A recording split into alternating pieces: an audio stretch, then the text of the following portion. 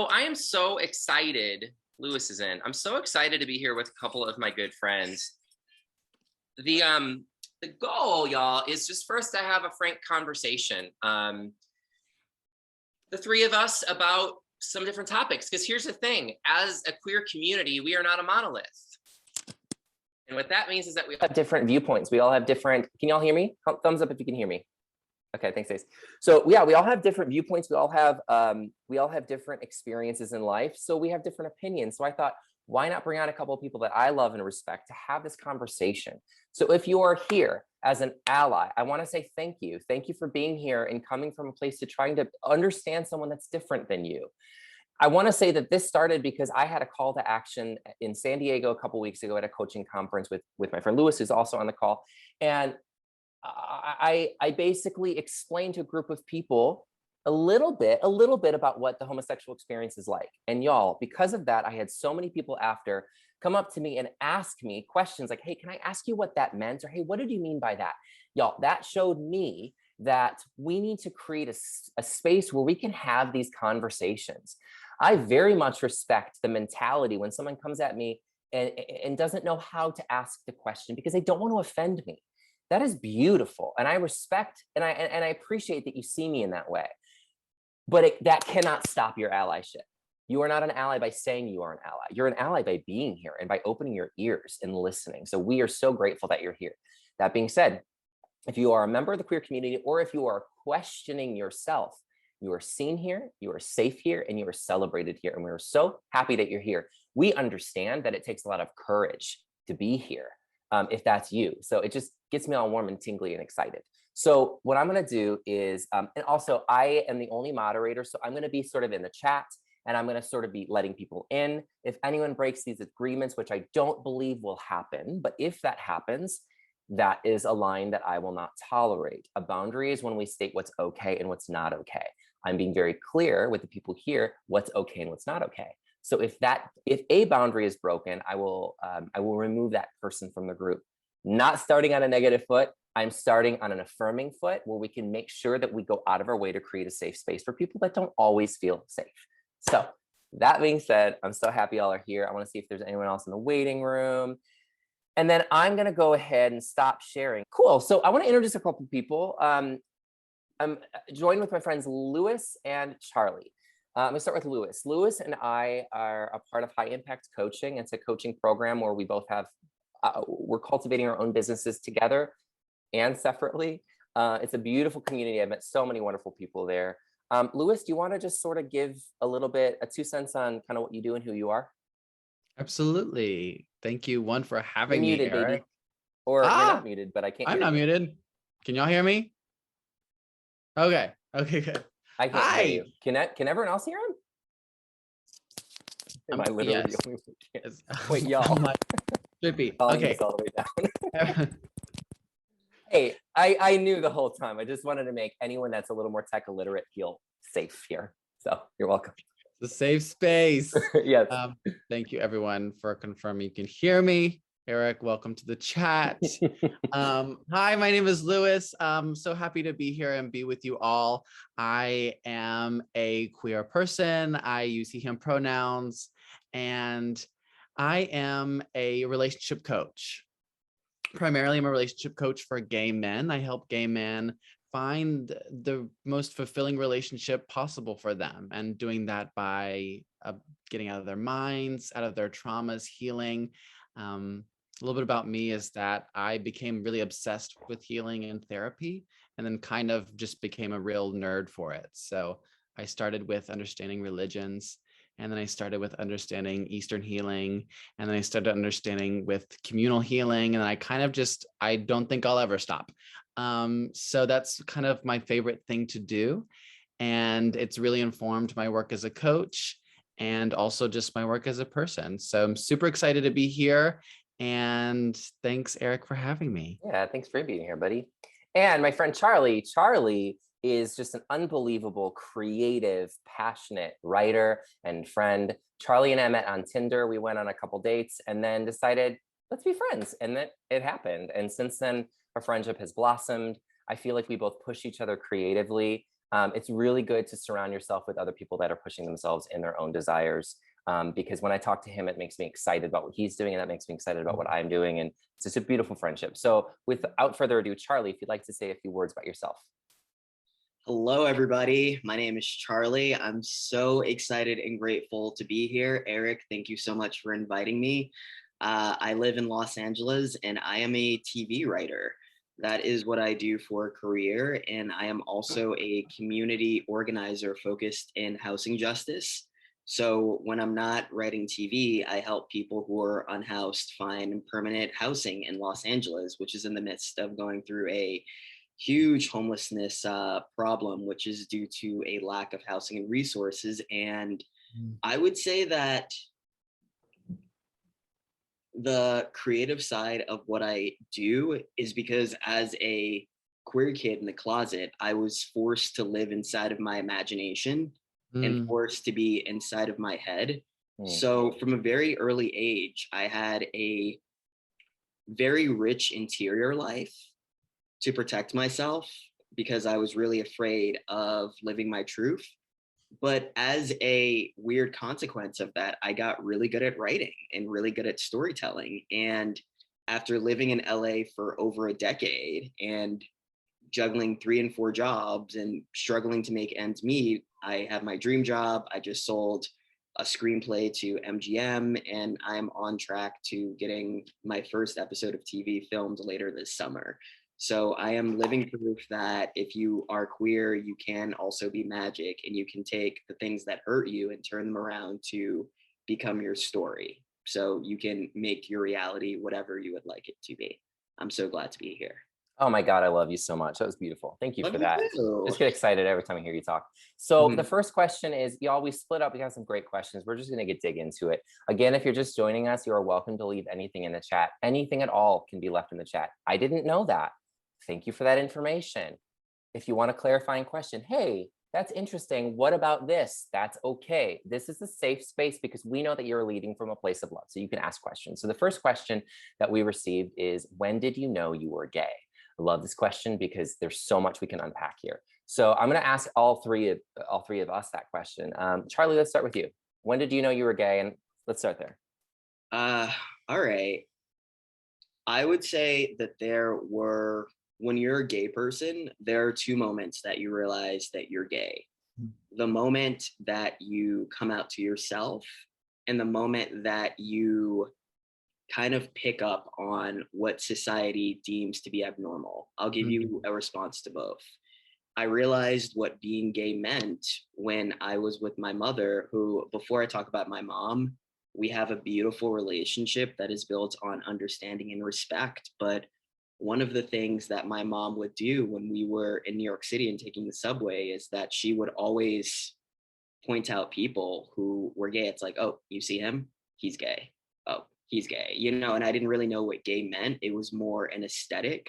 And I think that my mom did that from a subconscious place of maybe fearing what my truth was and wanting to almost push me to be the opposite. So from a very early age, I was taught that my identity would threaten my relationship with my parental figure. So gay was framed in a negative connotation from the age of 6 before I even had romantic feelings for other men. I would say that the moment that I came out to myself was in college when I finally had the space away from my mom and my dad, and I was able to just really ask myself important questions like, all right, what does my future look like? What does marriage look like for me? What do kids look like? And I called one of my friends, Aubrey, from freshman year of college to the Angel College Center. I'll never forget this day. I was like, Aubrey, can you meet me in the ACC? There's something I need to tell you. She shows up an hour later and I said, oh, I think I might be gay. And Aubrey, very sweet person, I hope she's well, and I know that she was on her own journey, looked at me and said, oh, well, you know that if you're gay, you can't be a light in your community, and you can't be somebody who has children and has all of the things that I know that you very badly want. So I would say that it was very rocky for me to find a definition of what being gay was and coming out in the world that wasn't toxic. I know that that was a bit long-winded, but I hope that some of it landed. That was great. And what that reminds me of, it's an interesting question. This is actually one of the questions that someone asked me after speaking to the group in San Diego, right? A straight guy came up to me and was like, hey, is it okay? I hope it's okay that I ask you this. When did you know you were gay? Again, because of the context of that situation, it was appropriate for him to ask me that. But my response to him was, when did you know you were straight? Finding out you're gay is like asking, to me, saying, when did you find out you were gay, is like saying, what was the exact moment you woke up this morning? You just know that you're just awake. First you're unconscious and then you're conscious. That's what happens when we wake up. There's not like a moment. Because we live in a society that says you're straight until proven gay. As queer people, we must go against the grain of society.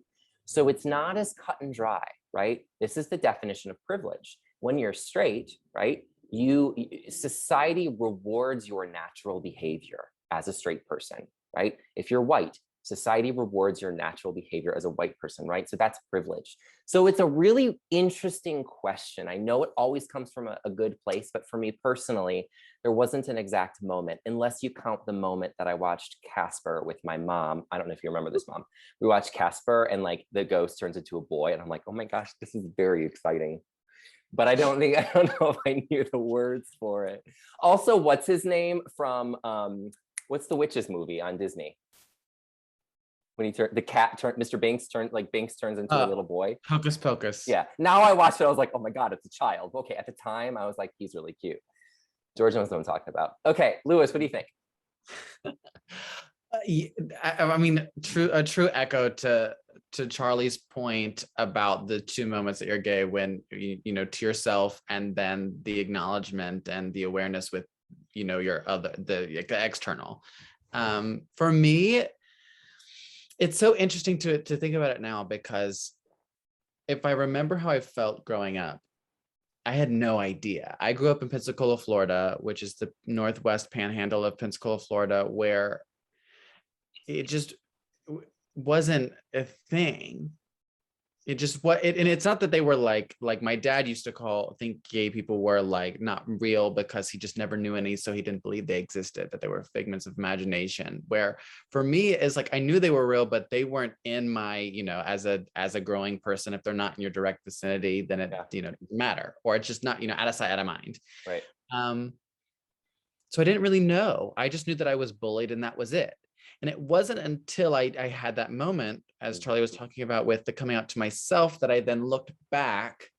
I was like, oh, okay, there. You're able there to go back and kind of connect all the dots at that point. I had been gay since I had eyes. Right. I mean, truly, I remember I could think of memories where I would look at men when I was, glimpses of memories when I was younger, and remember feeling the sense of fulfillment, of excitement or whatever. And having, now I have the education and the intelligence to know what that feeling was, which was just, passion and the desire for connection.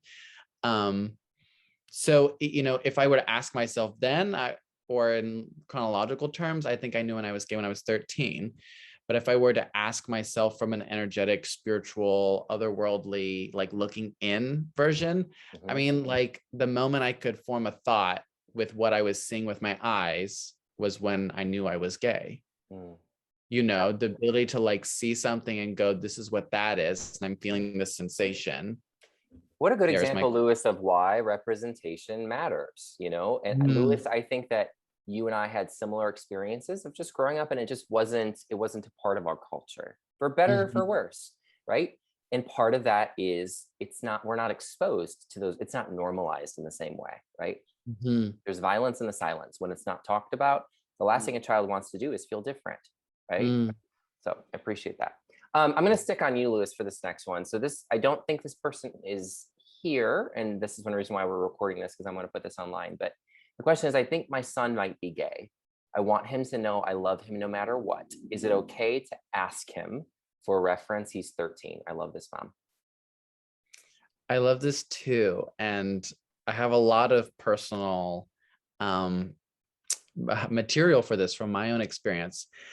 So I'll start with that and then I'll answer the question, not to be divisive, just because I think there's a lot of context here as far as how you should approach someone to question their identity, whether it's in love or for whatever reason, right? It's still questioning who they are, and especially if they're 13, assuming that they know. So that's a little bit of like, this is a territory that could be very sensitive for anybody. Mm-hmm. So my parents are amazing. And they have always been amazing, even though it may not have felt that way when I was growing up. I grew up with, my mom is super liberal and my father is super Republican. How that works, I can't tell you, but it does. They're a great match. And I've always grown up with these very polarizing worlds. My mother was not once ever not accepting of my personality. My dad had to grow. But the one I want to talk about is my mother, who I won't say this was the best form of action, but I think it has a lot of wisdom in the fact that she never once asked me outright, but she did things with her words, with her behavior, with her energy to let me know that she was there to accept me as I was. Mm-hmm. So to storytell, there would be times when she would just randomly say in the car, "Oh, I heard that so-and-so is gay." And that is just great. Don't you think that's great, Lewis? I think that is great. And once my grandfather said something and my grandmother goes, "Larry, did you just say you're gay?" And my mom goes, "Why?" Because if he was, we would love him. And, of course, at the time, I'm thinking, oh my God, she knows. But I look back and it was such a backdoor for her to find the most non-intrusive way to show up for me. And I think in the long run, I would have preferred that, even though it still made me uncomfortable, even though I still was in fear of being found out or whatever. I think when you want to ask somebody, are you this? There's so many questions. Do they even know what that is? If you had asked me if I was gay, I didn't know what that meant. So I said no. Right. I didn't know what that meant for me. So I said no for a very long time. Yeah. I didn't know if that made me happy. So I said no. Sure. And if she had asked me, I think I would have said no. But in those moments when she showed up for me to find her ways to let me know that she was there for me, I was generating my response to say yes. I wasn't maybe ready yet, but it was building. She was planting a seed. And I still to this day haven't really asked her if she did that on purpose or if she was just trying her, as we're all trying our best, but we never know what our parents are thinking as children. I just want to affirm that too. What's so beautiful about that approach is that here's the thing, and this is, we joke as a queer community often at like the words keep changing. Can we say queer? Can we say gay? Can we say this or that? All of our words have been created by people who are not a part of our community. Gay used to be a bad thing. Queer used to be a bad thing. Queer is not a bad thing now. I have an 83-year-old neighbor who is gay, wonderful man. And I said queer in front of him once and he got viscerally upset. Not at me, but he goes, "We don't use that word. That's not an okay word to use." And so to grow up believing that gay is bad, and then to have someone like your mom say, "Are you this one bad thing that people are bullying you at school for?" That you're backed into a corner. So I appreciate the question, and the fact that you have your finger on the pulse of your son's life is so beautiful. So continue to keep that door open, continue to invite conversation, sit into your knowing that you love your son and allow him to gravitate towards you. And tell him. And tell him that you love him. If you love him, show him and tell him and be there. We all feel when we are accepted and we're not accepted. Words are huge, but you can feel, even with my mom and dad who didn't know how to raise a gay son, the fact that they tried made it that much more safer. Right. Yep. And we do the best we can with what we have, right? Mm-hmm. I'm actually going to skip around a little bit, but I'm going to go to on my sheet number 5, and I'm going to actually I'm going to talk to you about this, Charlie. This next question is, you mentioned trauma a lot in your posts. Me, Eric, mentions spiritual trauma, spiritual abuse a lot in your posts. Can you explain how being in the closet is a form of trauma? And they go on to say, I love this, they go on to say, I don't disagree with you, I'm just trying to better understand. So again, you mentioned trauma a lot. Can you explain how being in the closet is a form of trauma? Great question. Mm-hmm. Yeah, you had to pick the easiest question to dive into. Don't act like I didn't show you these questions already. I know, you did. But you're such a good actor. You're like, let me think about it. What can I come up with? That was good. Beautiful question.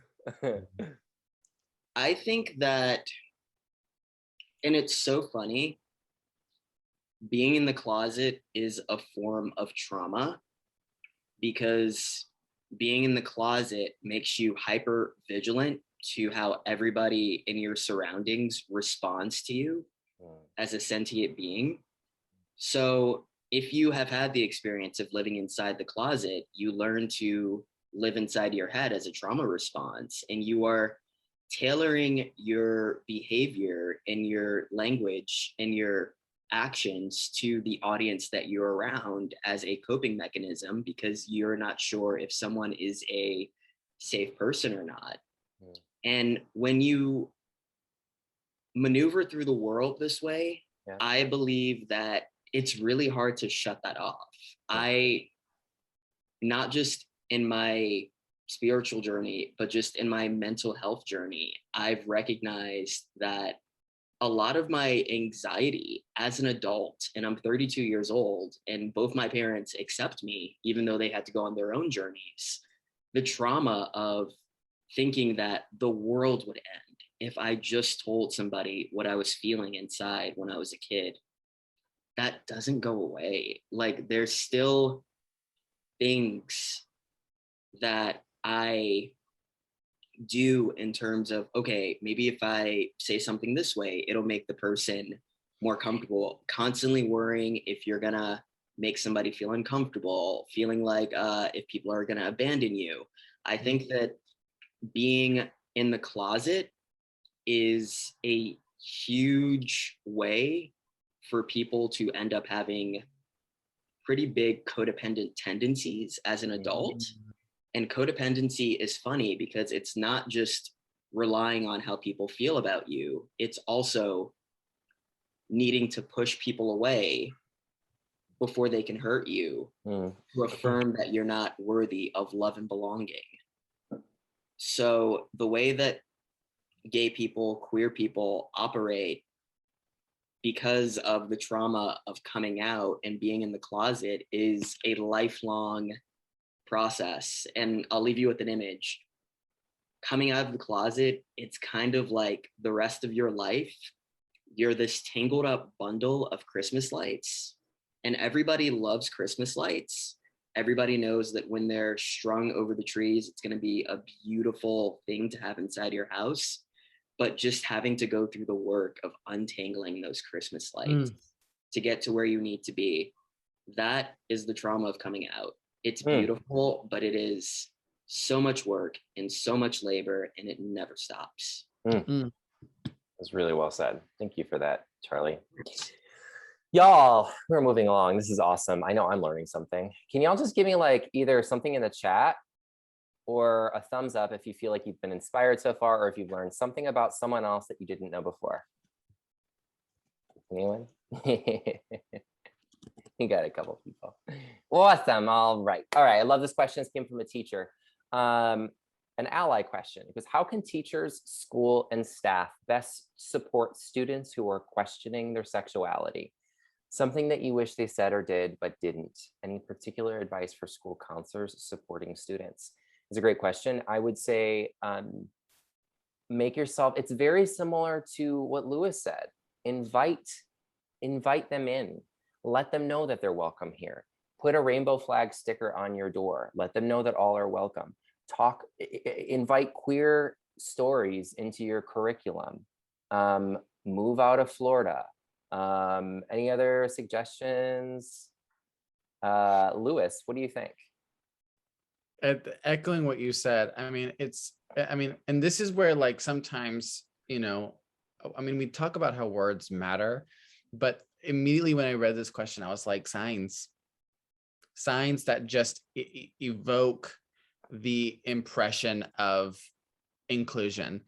Someone the other day was asking me, I think one of my coworkers is trans, and I don't know for sure, but I want to let them know that, like, I know our workspace can be a lot of cis-het people, cisgendered heterosexual people. So how do I let them know without having to like go off on their business? And I said, all you can say is just look at them and be like, hey, if you ever want to sit next to me, I hope you do. Like, hi, like if you're like, you know, you can always come over here. Or, you know, it may seem so small, but there's gonna be that one time where they may be in fear and go, oh, that person, I already have a rapport where I can go near. And didn't take me having to say, hey, are you trans? Or hi, are you queer? Hi, are you gay? Do you have a boyfriend? What's going on here? All it was, hey, you can come sit over here. You're welcome. What I'm hearing from you is it's the intentionality. I think that this is a common theme tonight. It's the intentionality that you're putting out into the world, letting them know that they're safe. Charlie, anything you want to add? Yeah, to yes and what Lewis said, which was so eloquently put. I love that, and it resonates with me. My mom does something that I really admire, and I kind of call it Ernestine's leave it on the table approach. She'll do this thing. She is very generous and she loves giving people gifts. It's kind of her love language.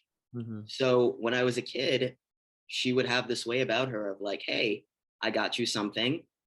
If you would like to take me up on my offer to maybe try this out, I'm going to leave it on the table. But if not, don't worry about it. My mom was able to, and still is able to, frame things as an invitation rather than an expectation. And when you are dealing with somebody who is living in fear, framing it from a place of, I am open to you. And if you would like, I left something on the table for you, is putting the power in that person's hands to, in their own timing and in their own comfort level, to approach you. Because I think that so much of the way that we approach people whose lives are tinged with otherness is to interrogate very heavily. It's like, I'm here for you, but also, what are you? Don't do that. You don't have to. Just, hey, this is on the table. Yeah. Come to me if you'd like, but if not, you may be offered, because people forget, people remember things like that and it sticks with them, and you're empowering somebody to make their own choice. That's my take on it. You also know, like when you're a teacher, you have an audience of 30 plus students, sometimes 90, sometimes 180 a day. God bless you, teachers. So you have no idea who is sitting in that room, whether it's on Zoom or in the back of the classroom, as you are talking to a student who is openly gay, or as you are talking about your gay friend, or as you're playing a clip that happens to have two men. You have no idea the ripple effect that can have. It's power. So use it wisely. Beautiful. Lewis, I'm going to jump at you. I love this question. I think I might be gay, but I also think it's wrong. What should I do? There's no age limit. There's nothing else. I think I might be gay. I also think it's wrong. What do I do? Ooh. So I think to like start for whomever may be struggling with this is understanding for what I'm about to say is going to come from just my experience, right? Because categorizing what people think is wrong in context can be so different. I'm not someone who suffered from really strict religious trauma with my homosexuality. So for someone who may think it's wrong in that realm, it's a different narrative. It's a different experience. And I just want to frame that because this is layered, folks, when it comes to self-critical behavior. So for me, what should you do? I think it begins with having the compassion, the ability to ask first what you need. Because I think a lot of times we think it's wrong, or we think we are bad because it's the eyes of others. So we're already people pleasing. We're already trying to shapeshift for other people. And very seldomly as children, especially depending on what generation you grew up in, I'm sure for most of us on this call, we didn't grow up in a generation where we were in our teens. It was a common question for a parent or an adult to ask you, what do you need? You know, not what do you need as in like, what do you need help with this problem, or what do you need for lunch, or what do you need to do, but emotionally, what do you need? What's lacking? Because I think there's a lot of wisdom there, because you have to find, at least for me, I would say, you have to find a way to understand your makeup of a human. And if you think something's wrong with you, you have to look inward and find where that belief is and find what's speaking, because most of the time it's probably not going to be you. I would bet money that when you dig into that belief of wrongness, unclean, dirty, impure, misguided, what have you, with the languages that comes from I'm gay, queer, but I think it's wrong. If you dig into that, it's someone else's belief, it's someone else's thought, it's someone else's indoctrination that you have attached to. And the other thing I think you should do is explore joy. And if when you explore joy and it leads to something, whatever it leads to, that's, you know, the body does not lie. Even if it's, you know, it feels on surface level, icky, but inside there's the stir of warmth and excitement and beauty. So, and that's my experience. I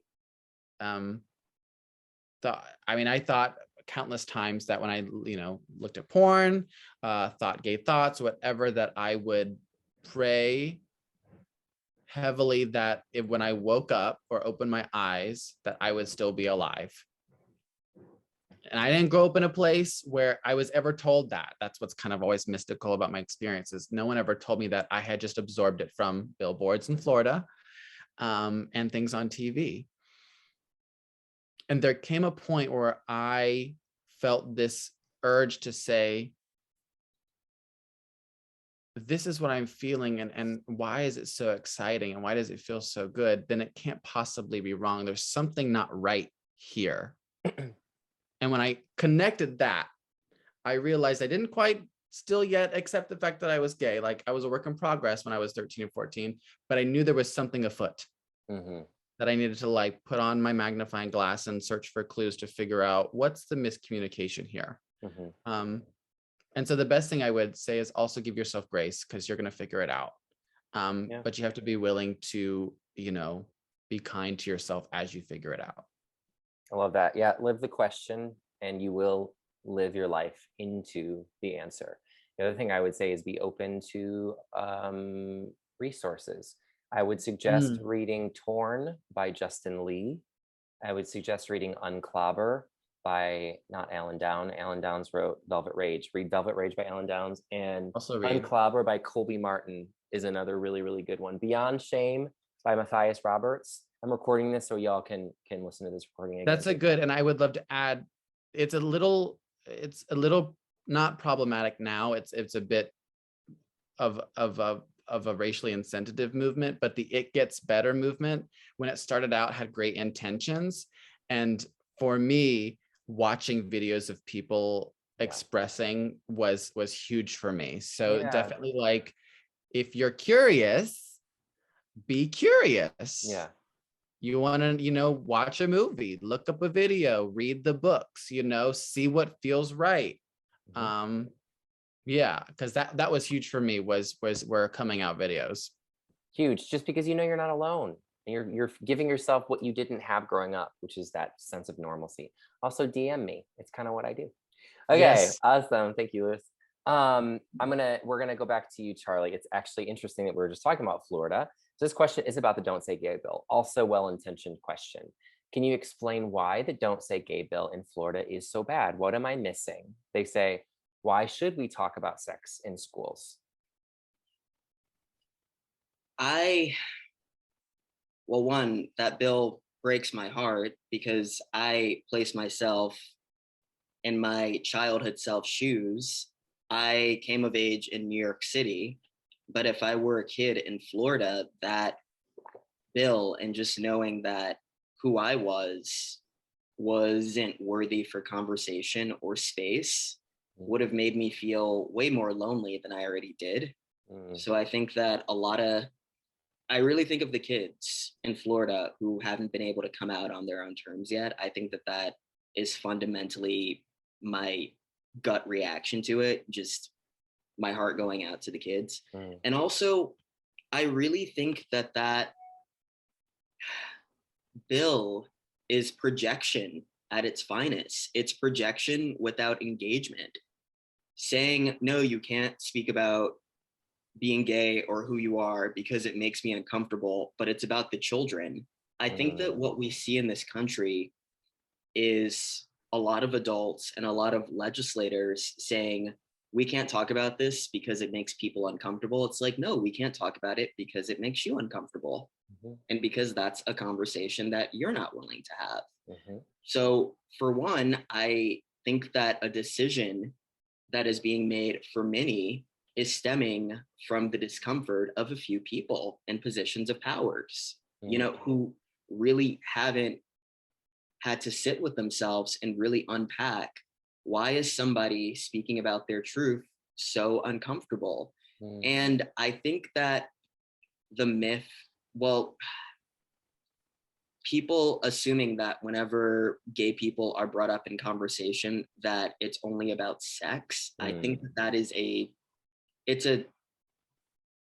a misconception, and I think that that automatically is where people's minds go to if they don't know any gay people in their lives. I think that it's a lack of visibility. It's a lack of having openly gay friends and family, which I'm going to say everybody knows someone who's gay. It's just whether they're out or not. So everybody has many gay people in their lives. It's just where they fall in their own journey. So I think that when bills like that get made, I believe that it's just destructive, and we're not thinking of kids who could be struggling and where they're at. So it's messy, plain and simple. I think it's very messy, and I don't think that it's something made to build engagement. It's just meant to, squander conversation in any form. Yep. I think that it's really, I very much value what you said about the distinction between sexualizing like gay people versus just treating us as wholehearted human beings, right? I think that's what it comes down to. Thank you. Okay, I love this question. I'm 39 and I've never been with another man. I just came out this year and I'm scared. Where do I even start? Sit in your fear. Yeah, that's really scary. You've spent 39 years in the closet. That means you have, let's talk neuroplasticity. Neuroplasticity is your thought patterns, okay? There are highways in your brain that carry neurons. Those are called thoughts. You have about 60,000 thoughts a day. If you spend 39 years times 60,000 thoughts times 365 days in a year, think about how many times you're reinforcing this idea that it's bad to be gay, it's bad to be gay, it's bad to be gay, it's bad to be gay. So when you flip the switch and you say, maybe it's not bad to be gay, all those neurons don't just go, okay, now it's good to be gay, now it's good to be gay, now it's good to be gay. No, you have 39 years of enforced belief that this is wrong. So the metaphor I use is like you're walking down a path, right? And this path is like a circle and it hasn't served you. And you think maybe if I go this way instead, I can get a different response. And that's the I'm gay path. But that path has never been walked on before. So you're going to slip and you're going to fall and you're going to fall back into that pattern of it being wrong, it being wrong, it being wrong, because you've done it for 39 years. So the only way to break out of that is it's like going to the gym. Okay. If you go to the gym because you want bigger arms, you're not going to go and do one what is this called? Curl. and then leave and you have big arms now, you're going to have to do 3 sets of 10 and then you leave. And the next day you do 3 sets of 10 and you leave. Loving yourself is like going to the gym. This is why my clients write every single day. I love myself. I am enough. I am good. I am a proud gay man. Write these things every single day until you actually believe it. It starts with a thought, and then a feeling, and then an action, and then a result. The first one is thought. The thought comes before feeling. So if you don't like the way you feel about yourself, then go back to your thoughts. What is the thought that is holding you back? Did you adopt that from the church? It's not easy, but if you can start to separate the voice of God from the voice of 39 years of abuse, I think that's where it starts. I think it starts with loving yourself and doing everything we've already said. Read those books. DM me if you want help. And to what Lewis said, cultivate joy. And you can say no at any single time in your life. Look, if you're 39 and you've never had sex, I imagine there'd be a lot of fears. That's okay. My question for you is, how much do you value your values? So if you are with a man and he's putting pressure on you to do something you're not ready for, and you say, I need to stop, their reaction will tell you everything you need to know about them. If they pressure you, if they shame you, if they embarrass you, walk away. They don't value your values. They don't deserve to be in your life. They don't deserve to be your first sexual experience. I think we put way too much pressure on first. It's not about that. It's about loving yourself and doing what's right for you. If you leave a sexual situation and you feel shame, that's not the voice of God. It's very possible that it's, again, the 39 years of abuse, or maybe it's your body saying, hey, something happened to us tonight and we weren't comfortable with that. So what if you listen to those thoughts with a curious mind instead of thinking, I'm going to hell? Start there, baby steps. Let's do a rapid fire with this one, but I'd love your thoughts, Charlie, and then we're going to go to Lewis. Okay, Eric, the question you just answered, right? Yeah. So again, yeah, I threw that to you without even giving you preparation. Yeah, no. He's 39 years old, just came out. He's scared. Where does he even start? Anything else you'd like to add? One thing that I would add is to find the people who make you feel beautiful and who you want to make feel beautiful. And also, there are so many fears when you come out of the closet that you're evil or that you're wrong. But one thing that I want anyone listening to this call to know, if you've ever felt joy or the happiness that you feel when you just see somebody and you hug them and you want to make their lives better or you want to be closer to them, that is the light of God shining through you. Follow that. And how could you be wrong or evil if you feel that inside of you? I love that. Lewis, you're excited. I am.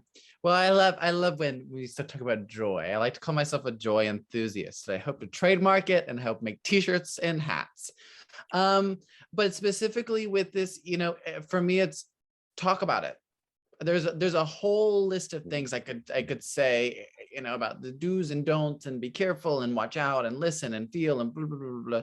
But talk about it. You have discomfort, talk about it. You have fears, talk about it. You don't know what to do, ask about it. You want to, obviously the person who asked this question, great. Keep asking questions because it's fair for you to not know. Yeah. It's fair for you to not know. If you have never experienced something, you're in a place where you can learn and be in a place where you can figure it out and let yourself be there. I think for any person in the world can resonate with when you're given an identity and a mold, you feel like you have to amount to that label. But perhaps you've never even done, experienced or whatever. And it's not fair. And it's, can I cuss? Yeah. Bullshit. Oh, you did it. It's bullshit. So if something's preventing you from exploring because you don't know enough, it's kind of like the idea of like, I can't get a job because I don't have experience, but I don't have experience because I can't get a job. We know that's bullshit. So leave that behind and just ask questions and go into it. Like Eric said a lot of times tonight, which is so powerful, curiously. Yeah, and might I add that curiosity is a form of intelligence. So Whoop. anybody who is shaming you for having questions has their own stuff going on, and you're probably bringing up discomfort for them. Mm-hmm. That's great. I love that reminder. You guys, so fun. A couple of things before we move on, y'all. I have a handful of questions to choose from. That being said, before I ask my next question, I want to ask you to write in the chat if you have a question for us. If you'd like to keep your question anonymous, you can message just me. I mean, I'll see it, but I won't say that this is from you. So you can ask me a question anonymously right now. Because I have a handful, I'll pick between what I already have and what you message me, so no one will know that you're asking me that question. So you can message me a question now. You got a little bit of time. What we're gonna do is I do have, like I said, a little bit more, and then we have about 5 questions about sex. So what I'm gonna do then is ask my mom to leave. She's like, I'm gonna peace out. It's cool. Hi, Eric's mom. But we do want to provide that opportunity for you to ask those questions. And like I said, the whole thing's being recorded, so anyone can watch the second part later, but I'll let you know when that time comes. I just want to make sure everyone feels comfortable, including me. It's okay, my mom and I already talked about it. So that being said, now's a chance to drop questions if you want. And I do want to say there was a couple of affirmations here, which I really appreciate. I noticed that Charlie was talking about something in your first question about when we said, when did you know you were gay? And I just know that that really resonated with Derek. So Derek appreciated that. I know that a couple people loved this Christmas tree light metaphor, so thank you for that. I feel like I could take that down a rabbit hole. Yeah. That metaphor. I just take it. Yeah, I love Christmas. The end. That's it. Charlie, we do have a question for you. So the question is this: from your experience as a Black man, as a Black gay man, do you experience racism inside of the queer community, and what does that look like? It's funny. So often when people think about racism, they think about crosses burning on a lawn.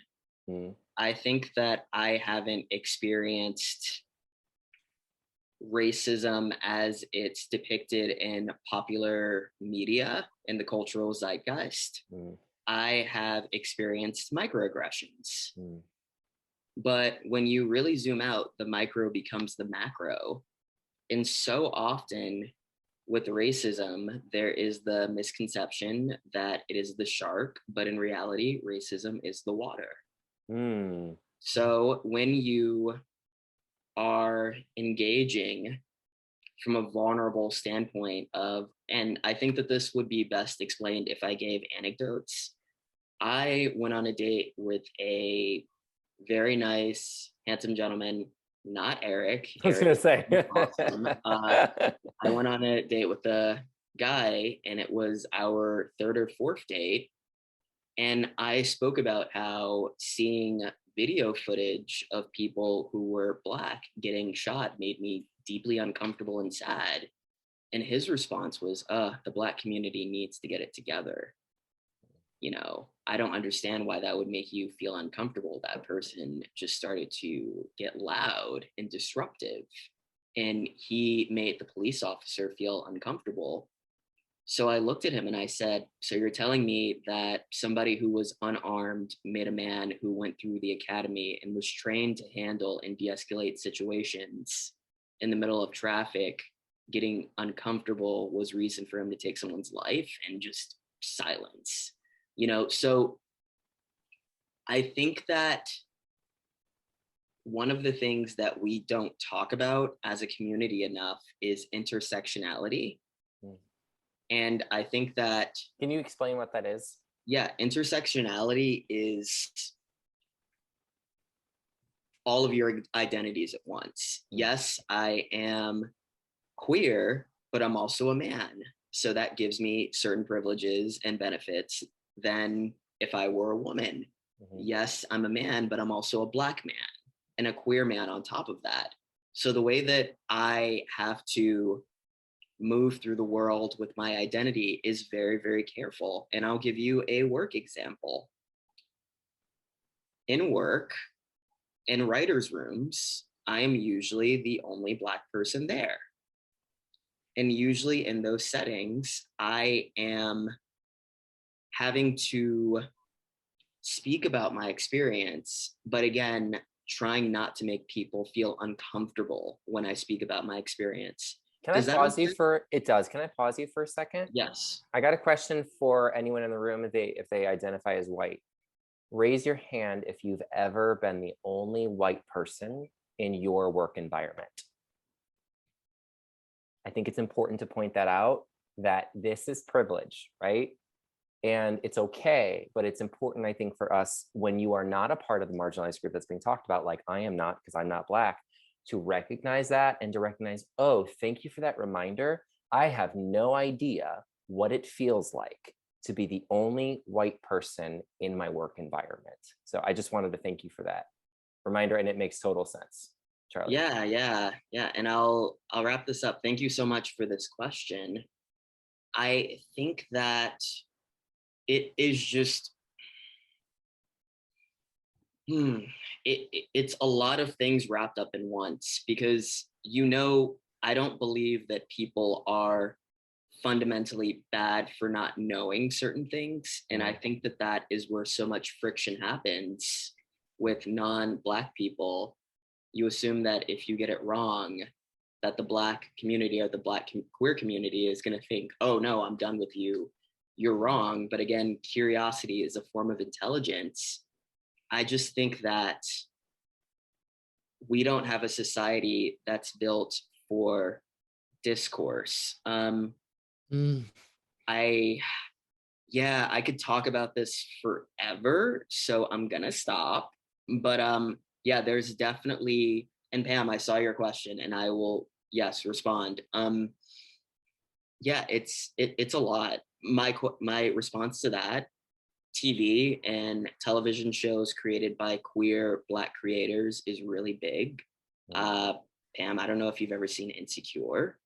That's a great show. It's on HBO, right? Yeah, on HBO. That's a great show to go into, that dives into the Black experience and has shades of what it feels like to be queer. I would say that Moonlight, that movie, it won an Oscar. Barry Jenkins, brilliant director. I would watch that.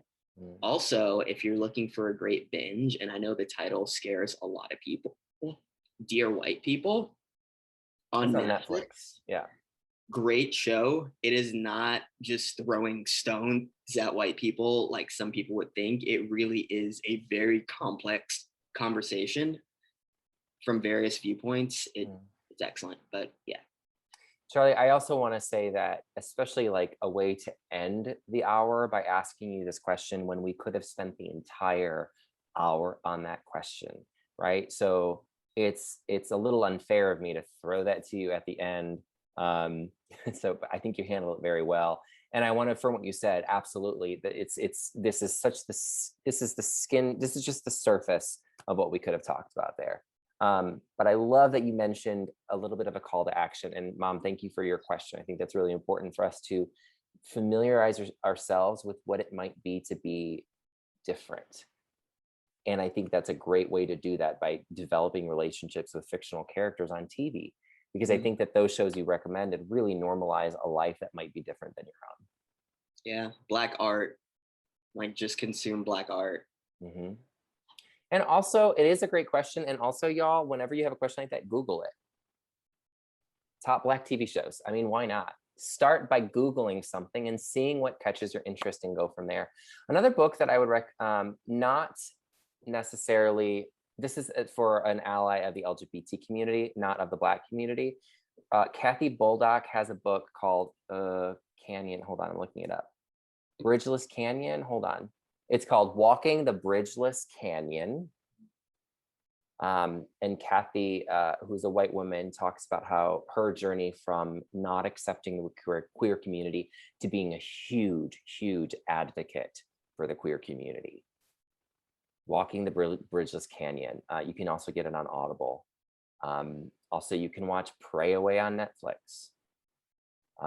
Any Lewis or Charlie, any books about anti-racism that you would recommend for to be an ally for people of color?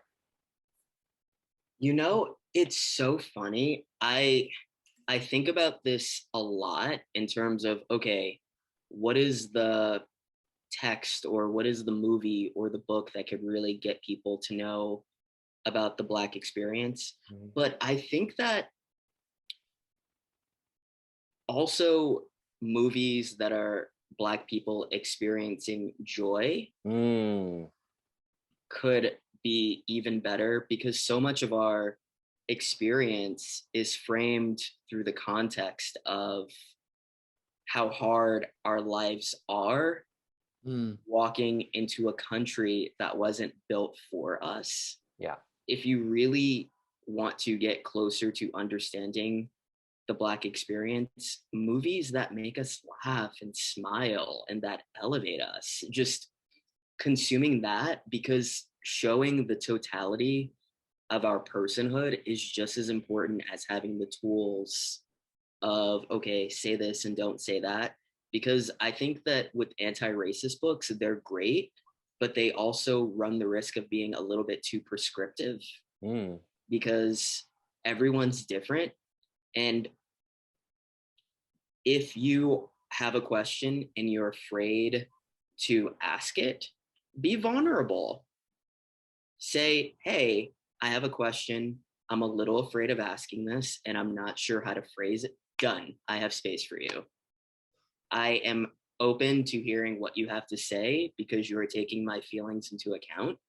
You're mhm. being aware that this is a work in progress. And just like Brene Brown says, we can do vulnerability. It doesn't have to be perfect, but as long mm, as it's in the table, I can meet you where you are. Mhm. And I think that so much of what happens in the messiness of just the fear of getting it wrong, Mhm. that's where a lot of discourse breaks down. Yeah. And to have discourse just allow someone who's different to Yeah. meet you where you are and to let them know that you're still learning. Yeah. Because there is not a person who, when you say that, will not want to open their heart up to you a little bit more because it shows that you care. Is this an invitation for people to contact you if they have follow-up questions? Sure. Can you drop your email or best form of contact if someone wants to talk to you again? Sure. Absolutely. Cool. Appreciate that, Charlie. Thank you. Awesome. Great questions. What a great group. I think that's it. This is the last chance. If you have a question, go ahead, shoot the question in the chat. And at this point, we're going to transition into some questions about sex. We're going to talk about sex. So you are welcome to stay, or you are welcome to leave. As we transition, is there anyone that wants to say anything to Lewis or Charlie at this point? This is no pressure, but you can. Thank you, Debbie. Thank you for being here. It's good to see you. thanks for being here, Debbie. Nice to meet you, Debbie. Thanks, Pam. Thanks, Pam Cakes. Nice to meet you, Pam. Love you. Nice to meet you, Pam.